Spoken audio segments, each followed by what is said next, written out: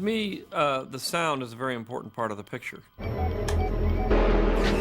It's not just an assembly line thing where you sort of cut the picture and then you just dump the sound on later. It's much more thought out than that.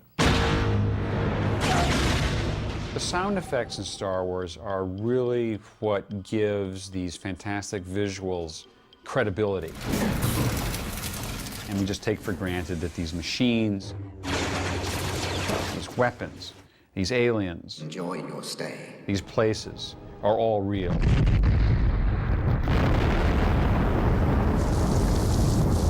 There always had to be someone selecting or creating the sounds that would be put into the soundtrack. And there's a real legacy there. The recordings live on. You know, we have over 5,000 sounds in the Star Wars library, and I've been recording things since about 1975.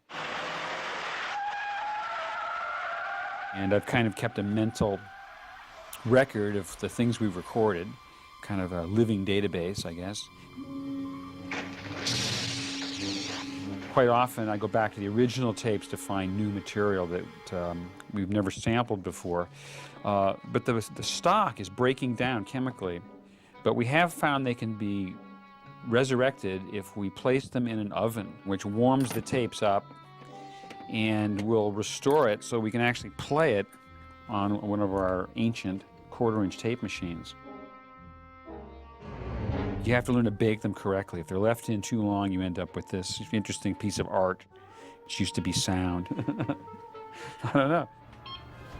You can use these recordings as a inspiration sometimes for new things. I've been working with Ben Bird, our sound designer, on episode 2 for the last couple of years, and he's the godfather of the Star Wars sound universe.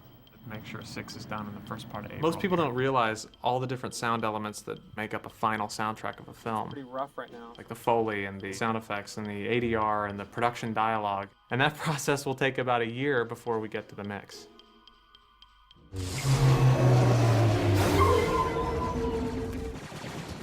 We're always on the alert for new sounds, and it's a 1942 gas air raid alert sign.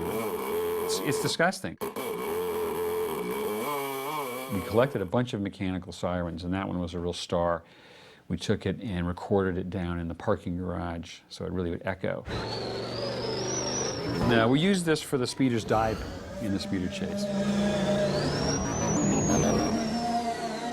I love mechanical sounds, you know, things that are, especially old devices, things that aren't, you just can't find them anywhere.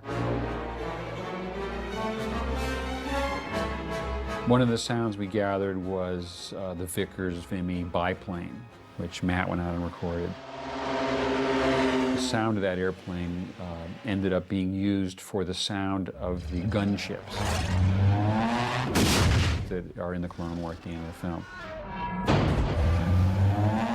Some of the sound of that biplane was, I pitched it up and made it higher pitched sound out of it for the Geonosian fighters.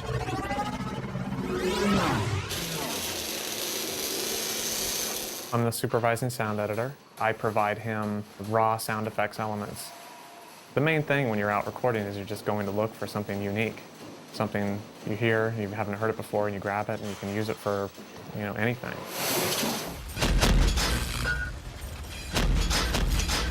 The droid factory sequence required practically every bit of machinery we've ever recorded.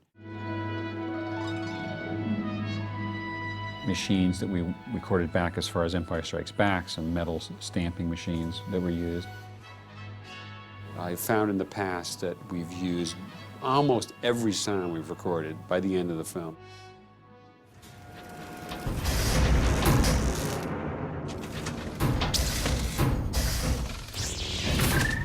All of those bits and pieces were brought into the sound design room and reworked to create new sounds out of them. I always wanted to blend the literal with the non-literal. Always, we've made machine sounds, stamping, cutting, banging, the things you might expect with these machines. But this is a foreign, alien world. What's to say it would sound like the Ford Motor Company? It should have some otherworldly quality to it. I'm constructing this mentally as I go, so it's sort of a intensive, it's composition. The idea of using percussion, musical sounds, intermixed with the actual organic sounds of the machinery. So it'll be a little bit of a surprise, have some kind of dramatic freshness to it, and to be just what the audience may expect going in. So we're just going to try it, and we can keep it separate, we can throw it away, we can use it. I just want to have follow through on this idea.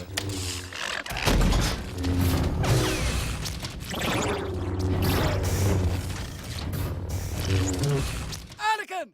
How many times I told you? Stay away from park couplings!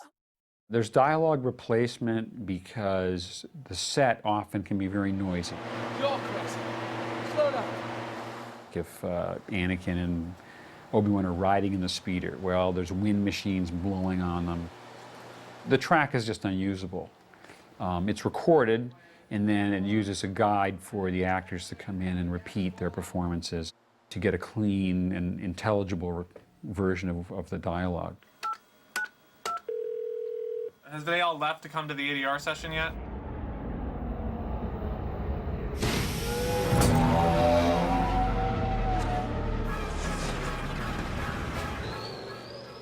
You call it Naboo, don't you? Naboo. Naboo. Naboo. Naboo. Naboo. Yeah, we just do a wild take of struggles and I can cut that in. It's not like she has dialogue, remember? That's true. It's not dialogue, it's just struggling. It's just struggling. Okay. Here we go. Incredible pair of lungs there. Yeah.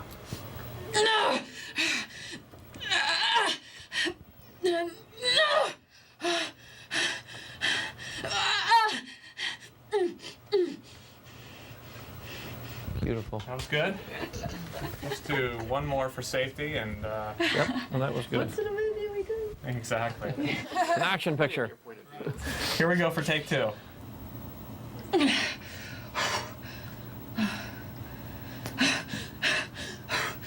That was good. That was great. Yeah, I think we got that covered. I'm doing I Hate the Ship as well, aren't I? Yeah. Yes, it's all part of the same thing. Here we go. Take one. I hit the ship, but they used a decoy. Nailed the sync on that one. That was great sync. That was great, That too. was great. All right. Is he happy? That was one's really happy. good. I'm very happy for that one. I want one more for safety, and I think we got it. Well, sorry. I'm sorry. I need one more. Okay. Sorry, I'm just, I'm trying to look out for something. You used to care. I still care. I hit the ship, but they used a decoy. See, now I got so much more to work with. Okay, that was great. I think I'm fine here. Made my night. Okay. You have the digital characters too, which you have to start from scratch. Take three, buddy. The Padawan is right, and only those who have turned to the dark side can sense the possibilities of the future. On this film, we're going to record something like close to 900 lines of the dialogue. Meditate on that. I will. Or I must. Might as well get 3 in a row, right? Beautiful. I think that's beautiful. I don't. That was take two or take one? That was take two. No, well, take two is the one. So I think we've done it. Yeah. I think you can go home now. Yeah. May I present Lama Su, Prime Minister of Kamino. And this is Master Jedi Obi-Wan Kenobi. Koya? Aye. Yes? I'm just about done with spotting Lama Su here. So we're gonna need to take this. This is the composite reel you gave me from the picture department. I don't have time to send anything FedEx. If you could put it up on our internet server for Sound Firm over in Sydney, so they'll have the same media we have. And then I'll just make sure that the tie line's working, which is going halfway around the world. Okay. How far away are they? 15,000 miles? Yeah, something like that. So the actor's in Sydney, and George and I are gonna be in his theater in the main house. Long distance looping. Yeah. The audio is going via ISDN. It's being encoded on both ends to sound CD quality. And then the video is actually, I've got duplicate video on both sides, and I'm just sending control information to both. So I'm not actually sending video. Fett demanded only one thing, an unaltered clone for himself. Curious, isn't it? I have to hear it again. Yeah, I think you had it, you were just one beat too early. Fett demanded only one thing, an unaltered clone for himself. Curious, isn't it? That was really good for the whole thing. This is the best we've ever had it in terms of the setup and the quality, and the ability to actually do it. And Yeah. this works amazingly well considering that they're in Australia and we're here.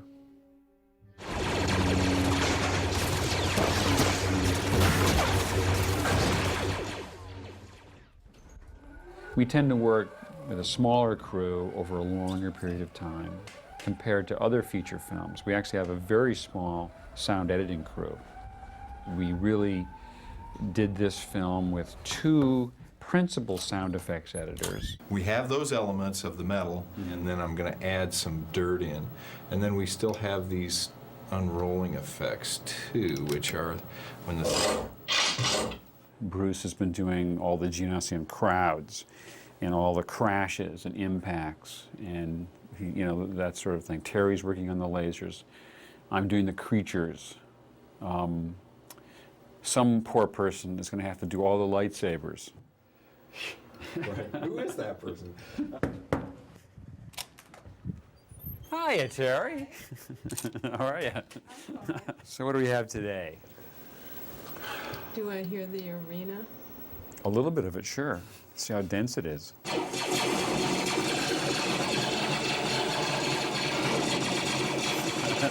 No, that's not enough lasers. Wow. See, they'll probably be shooting in those marching shots. I just don't know, but that's great. There'll be more lasers in this than ever before in any Star Wars movie. Density. I think so. Very good. So I'm off to my next round. Keep up the good work.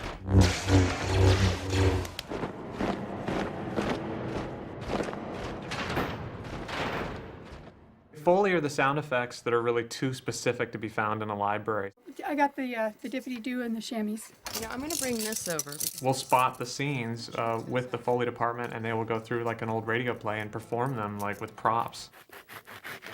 And the Foley editors will then put that in exact sync with the picture, and we'll mix it down as part of the effects track. There was some really excellent Foley sounds done by Denny Thorpe and Jana Vance for the Cahoons crawling across the floor. Give it a go. Thank you.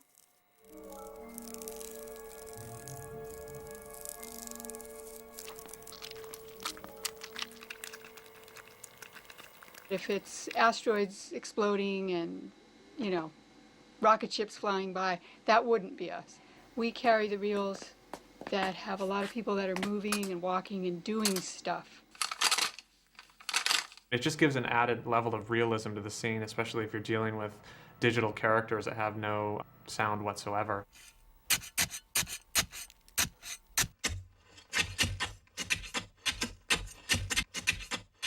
Yeah, that's really good. That's awesome. Nice job recording too, Pat. Yeah.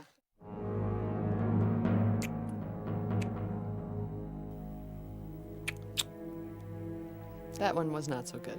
Maybe let's make them like a little like parting, because you can see that they're still together, and then they're going to come back together, and then we'll get another one. But we got to make it sound, passionate. Okay, We're all set. let's let her rip.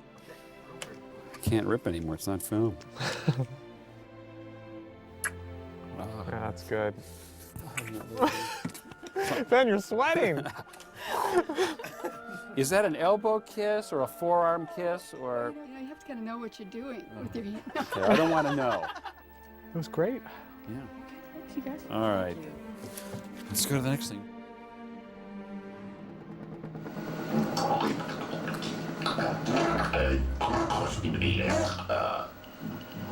Right now I'm just trying to create some buzzy, insecty kind of sounds out of actual speech. We started out speaking English, and then we slowly changed it word at a time. And then we started talking through the edge of a piece of paper and making a buzzy sound. I started cutting it up in little pieces and changing the speed, make it so it's too fast. You could never say it this way live. We talked about the idea that since Poggle apparently has 2 mandibles, he has an up and down and a side to side, like a grasshopper, and that if I make this sort of buzzy thing, he would go, he would kind of do that with a funny little animation with part of his mouth it's and good. talk. It's important that this be articulate like this, Yeah. because I think it is reasonably articulate. I mean, this is the most organic in terms of it's not pitch changed or anything, so there's Right. no electronic aspect to it.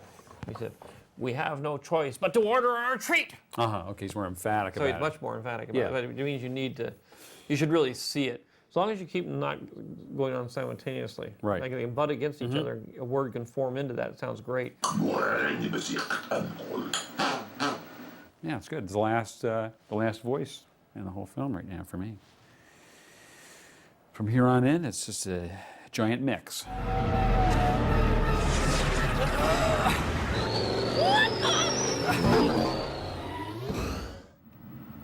Can't believe we're here finally. My job is to work with the editors to make sure that we get all the elements of the film, like the Foley, the sound effects, the replaced dialogue, the production dialogue, and the sound design, and to make sure that they get all of those elements into sync with the most current picture, and then we bring that to the mix. The final mix lasts for about a month on a Star Wars film. We go into a dark room every day, and we listen to every sound and every bit of music and every bit of dialogue, and we inch our way through each scene, sometimes only completing a few minutes a day. He can immediately decide whether he, wants some major changes of some sort, often tearing things apart and putting them back together a different way until we find something that really satisfies us all and will satisfy George Lucas. Gary and Ben are in charge. There isn't anybody else who has any power over here. The first day of the final is always unknown. You never know what's going to happen until you start running it all together. The whole problem is that we haven't heard, Michael's done the dialogue, he hasn't really heard everything that we've done in effects, we haven't heard the music at all, so it all... Throw it all into the pot right off the bat and then sort it out. Sometimes it's a surprise how it all sounds together. It's kind of like brainwashing in a way. You go in, you're in the dark, there's loud sounds, there's one source of light on you. The pop. Boop! Oh, everybody stood up to attention. You hear things over and over and over again.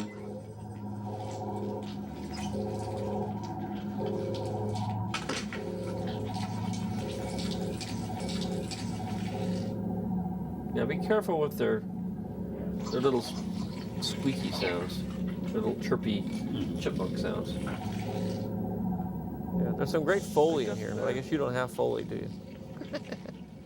There's a little cutie stuff in there. I think it's too close to what R2 does, and it's also. I think that is R2. You're hearing the R2. It's R2 sleeping off screen. He's snoring. Well, then get rid of it. He's paid by the beat, George. Yeah, he jabbers. R2 was lost, and I hope he's not too disappointed. But it happens to all of us. We do things that get cut out of the movie. I've done a million things that are cut out of the movie, so. It would be nice if we could record for that guy that almost runs into Obi-Wan, not the two guys, but the first guy. Uh-huh. Maybe you should say, "What the?" It's a traditional line. It's in all the movies, and it would be a good place for it, I think.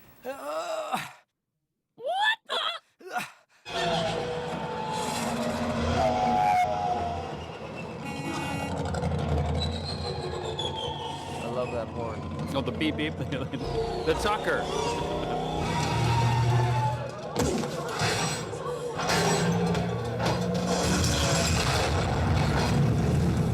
Well, now we got reel 1 done. Now what do we do? Can you put up reel 2, please? Well, good luck. Take 2 aspirin, call me in the morning. But minor details, they add up to things. They can add up to significant changes if you do enough of them. Coming right up here, it's like that and that. So I'm doing now is a welding, which is, I think, going to take a while. Yeah, I know. Well, I'm not rushing you. I'm just thinking checking ahead. in.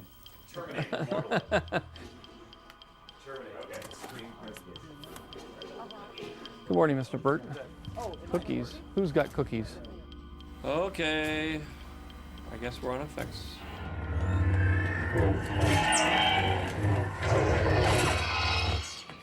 I think it needs to be more like chattering. Like crying. And that kind of stuff. Not this kind of. Borrow that microphone for a second?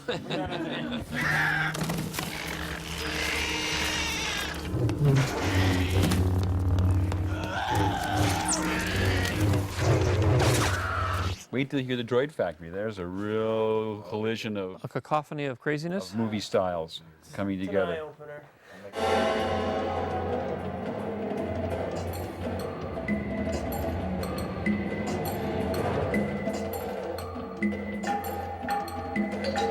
Now, what do you think about this? It's a tough one. I just don't think the percussion is strong enough to withstand what's going on in there.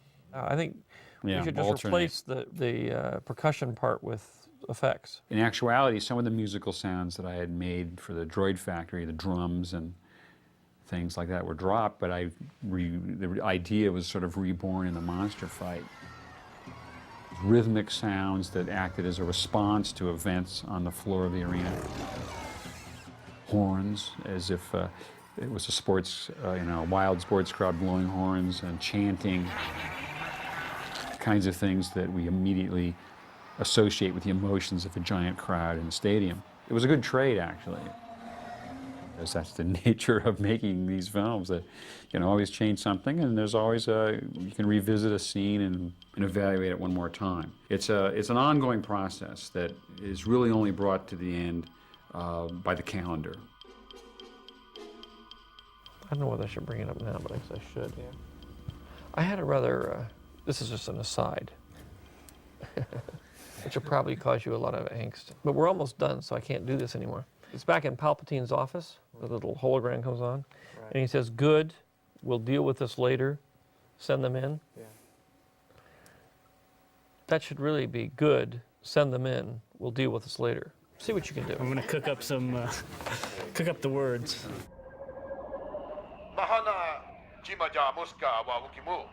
Good. Send them in. We will discuss this matter later.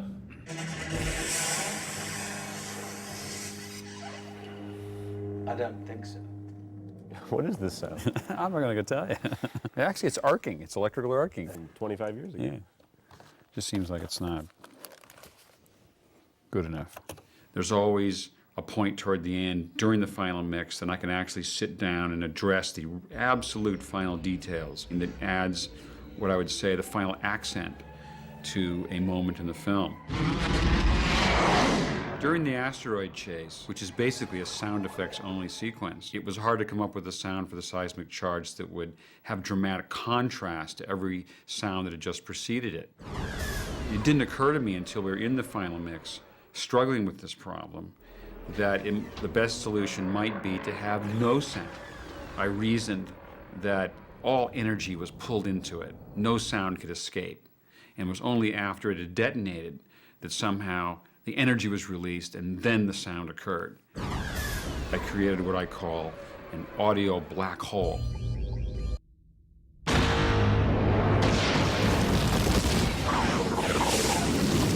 Certainly at this point, it's just going to be minor details that are changing. It will shape the reels all together as if it was final, and then play it for him again, and he'll decide. Understand that it basically creates a vast amount of havoc at this end if you make changes after the mix.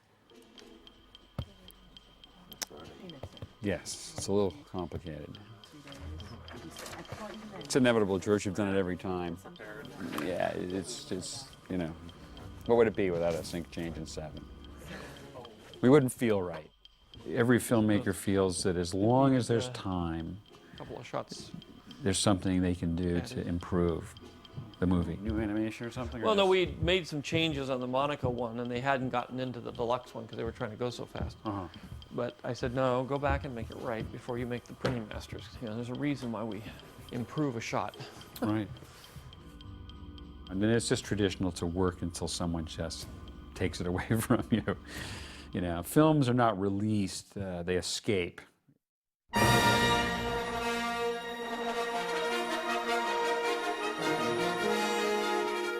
Amazing. I know. It is. It's amazing to see it.